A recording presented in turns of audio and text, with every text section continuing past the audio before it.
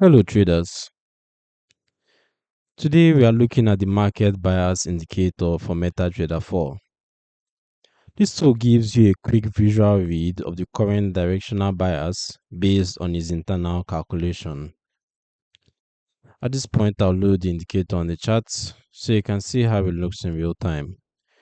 Remember I want to allow DLL imports, and there we have it. On the chart, the indicator displays a clear visual element such as a color-coded line that comes along with arrows that reflects whether its calculation is pointing towards bullish or bearish conditions. This allows you to see at a glance which direction the indicator currently favors without needing to interpret complex chart patterns. As you can already see, we have two colors, the green for the bearish bias and the red, the green for the bullish bias and the red for the bearish bias. When you plus an arrow, like in this instance, signifying a bullish bias, the following line is green. But when you plus an arrow that's red, like in this instance, the following line is red and it goes all through the downside for the bearish bias. As for the indicator settings, let's take a look at the inputs.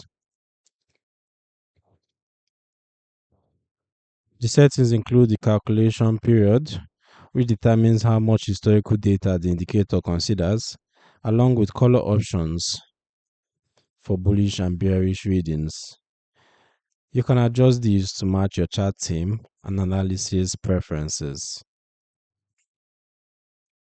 This indicator is designed for traders who want a quick directional reference on their charts. It is a visual and analytical tool only and does not execute trades. The bias reading can change quickly, and false signals are possible during transitions between trends. Always confirm with other forms of analysis.